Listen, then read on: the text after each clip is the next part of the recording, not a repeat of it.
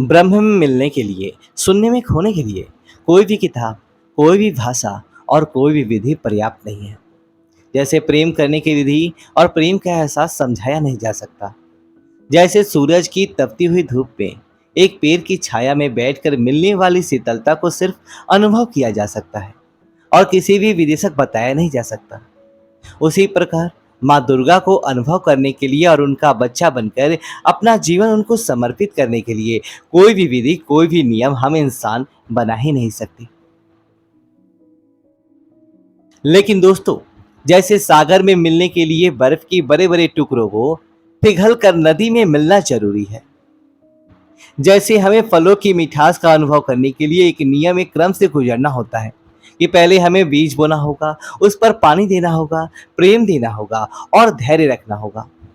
वैसे ही दोस्तों, माँ दुर्गा की ममता को अनुभव करने के लिए हमें कुछ नियमों और कुछ विधानों का ध्यान रखना पड़ता है जब तक हम इस इंसानी शरीर में। तो आज मैं आपको ऐसे ही 6 नियम, 6 विधान बताऊंगा जिसका हमें माँ दुर्गा की पूजन के दौरान खास ख्याल रखना है। नमस्कार दोस्तों, आप सभी पर माँ का आशीर्वाद और बजरंग बली की कृपा सदैव बनी रहे। और दोस्तों, वीडियो के अंत में मैंने कुछ सवालों के जवाब दिए हैं, वह हिस्सा भी आप ध्यान से सुनिएगा। तो जानते हैं पहला नियम, लाल रंग का महत्व। जी हाँ दोस्तों, माँ दुर्गा की पूजा में आपको लाल वस्त्र पहनकर पूजा करनी चाहिए। विशेषकर सौर्य स्त्रियां लाल वस्त्र पहनकर और श्रृंगार करके माँ की पूजा करें तो बहुत उत्तम है।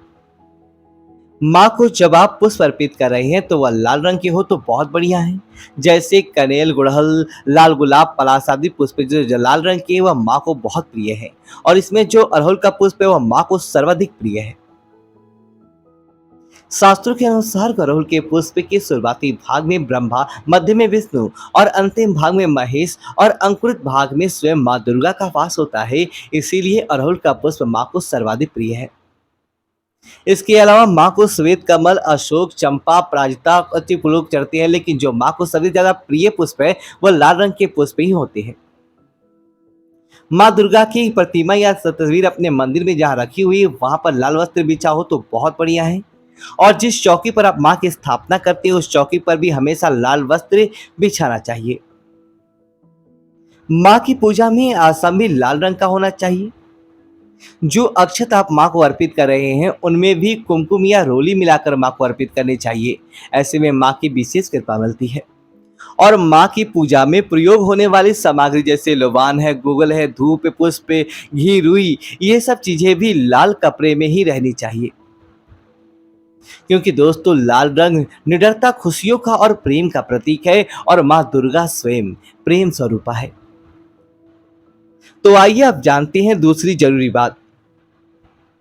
माँ दुर्गा की पूजा में जिन बर्तनों का प्रयोग कर रहे हैं वह पीतल या तांबे के बर्तन हो तो बेहद बढ़िया है। अगर चांदी के बर्तन है तो भी अच्छा है, लेकिन कोशिश करें कि अगर चांदी के नहीं भी हो तो माँ की पूजा में आप जिन बर्तनों का प्रयोग करें वह पीतल या तांबे के हो तो बहुत उत्तम होता है। अब आइए चलते हैं तीसरी नियम की तरफ कि माँ की पूजा में माला कौन सी होनी चाहिए। तो दोस्तों, माँ दुर्गा की पूजा में आपको निम्न में से किसी भी एक माला का प्रयोग करना चाहिए। लाल चंदन, जिसे रक्त चंदन भी कहा जाता है, स्फटिक और रुद्राक्ष। और दोस्तों, इनमें से सर्वश्रेष्ठ मानी गई है लाल चंदन की माला। चौथी जरूरी बात, माँ दुर्गा को पूजा में शहद मिला हुआ दूध प्रतिदिन अर्पित करें। और यह बेहद उत्तम और सर्वश्रेष्ठ विधान है माँ की कृपा प्राप्त करने का। पूजा के बाद इसे स्वयं ग्रहण करें, आत्मा और शरीर की यह शुद्धि करता है। अब पांचवा नियम, जिस चौकी पर आप माँ की मूर्ति या भगवान की तस्वीर अर्पित करते हैं वहां पर स्वास्तिक का चिन्ह जरूर बना ले। और जो आपकी चौकी हो पूजा की वह चंदन या आम की लकड़ी की चौकी है तो बहुत बढ़िया है। और छठवां जरूरी नियम कि माँ की पूजा से संबंधित जितनी भी सामग्री आपको मंदिर में रखनी है वह हर कहीं आपको हर जगह नहीं रखनी है, उसको मंदिर के दक्षिण पूर्वी दिशा में आपको रखना है। इस चीज का आपको ध्यान रखना है।